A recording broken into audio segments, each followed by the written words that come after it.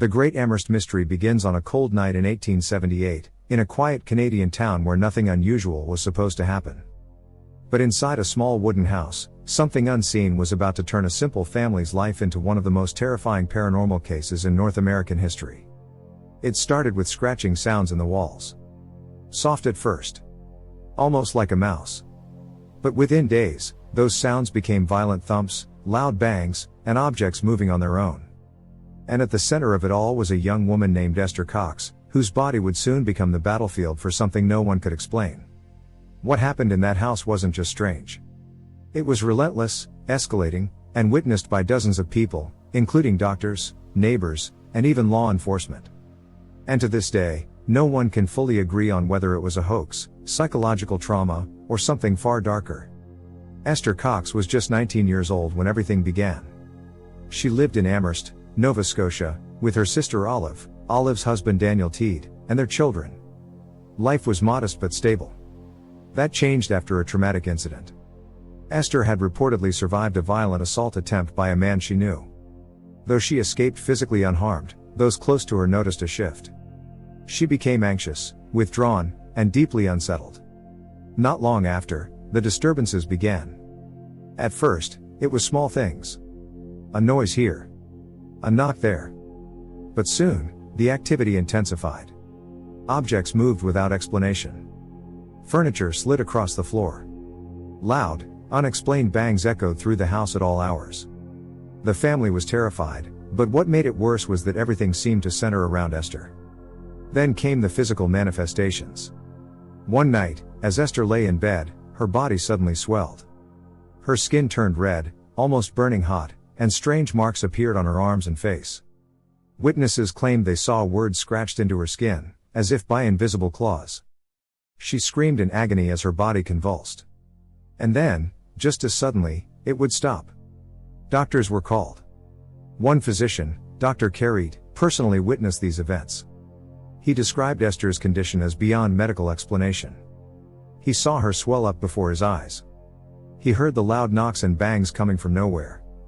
And perhaps most chilling of all, he claimed to see a message appear on the wall, written in what looked like scratches, saying, "Esther Cox, you are mine to kill." At this point, fear turned into full-blown panic. Neighbors began to hear about the haunting. Some came to witness it themselves. Many left convinced something supernatural was happening. Others thought it was an elaborate trick. But the consistency of the events made it difficult to dismiss entirely. The house became a spectacle. And if you're finding this story as disturbing as it sounds, make sure to subscribe to Shadow Files and turn on notifications, because cases like this only get darker the deeper you go. As the weeks passed, the phenomena escalated further. Fires began to break out randomly in the house. Small at first, but undeniably real. A dress would suddenly ignite. A piece of furniture would catch fire without any visible source. The family was now living in constant fear, not just of the unseen force, but of losing everything. Eventually, Esther was sent to stay with other families in the area, hoping that distance might stop the disturbances. It didn't. Wherever Esther went, the activity followed. At one home, loud noises resumed almost immediately. Objects flew across the room. People reported being physically touched by something invisible. It was as if whatever haunted her refused to let go. But then something strange happened. Esther found work at a nearby farm. For a short time, things seemed calm. The disturbances faded, and it appeared the nightmare might finally be over. But that peace didn't last. One day, a fire broke out in the barn where Esther worked. Unlike the previous incidents, this one had clear consequences. Authorities investigated, and Esther was accused of arson. She was arrested, tried, and sentenced to prison. And suddenly, everything changed. While in prison, the disturbances stopped completely. No knocks. No fires. No violent episodes. It was the first time since the nightmare began that there was total silence. After serving her sentence, Esther was released. She returned to normal life, eventually marrying and moving away. And just like that, the terrifying events that had once consumed her life seemed to vanish entirely. No more hauntings. No more witnesses. Nothing. So what really happened in Amherst? Let's look at the clues. First, the sheer number of witnesses is hard to ignore.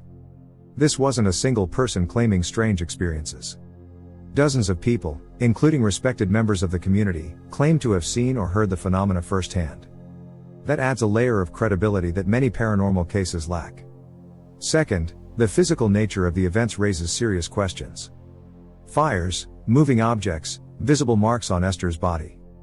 These weren't just sounds in the night. They were tangible, dangerous occurrences that affected multiple people. But then there's the timing. The disturbances began shortly after Esther's traumatic experience. And they stopped completely when she was removed from the environment and later after her imprisonment. That connection is difficult to ignore. Some believe this points to a psychological explanation. Could Esther have been unconsciously causing these events? There's a theory known as poltergeist activity linked to repressed emotional stress, especially in young individuals. The idea is that intense psychological trauma can manifest as physical disturbances, though this remains highly controversial and not scientifically proven. Others argue it was a hoax. Skeptics suggest that Esther may have faked the events for attention or sympathy. They point to the arson conviction as evidence that she was capable of starting fires intentionally. But this theory struggles to explain the number of witnesses and the consistency of the reports. And then there's the possibility that something truly unexplainable was at work. A malevolent entity, drawn to Esther after her trauma, feeding on fear and chaos. The messages scratched into walls. The physical attacks. The relentless nature of the activity. For believers, these details paint a picture of a genuine haunting. But here's where it gets even more unsettling. If it was something supernatural, why did it stop so suddenly? Why did imprisonment, of all things, bring complete silence? Was it the environment? The isolation? Or did whatever was attached to her simply lose interest? These are questions that remain unanswered. The Great Amherst Mystery has been debated for over a century, and no definitive conclusion has ever been reached. It exists in that uncomfortable space between logic and fear, where every explanation feels incomplete. And that's what makes it so compelling. Because no matter which theory you lean toward, there's always something that doesn't quite fit. A detail that lingers. A moment that defies explanation. Before we close this case, take a moment and ask yourself what you believe. Was Esther Cox a victim of something beyond our understanding, or was this one of the most elaborate hoaxes of the 19th century? Let me know your thoughts in the comments. I read every single one. And if you're drawn to mysteries that blur the line between reality and the unknown, make sure you're subscribed to Shadow Files, because the next case might be even more chilling than this one. Because sometimes, the scariest stories aren't the ones with clear endings. They're the ones that leave you questioning everything.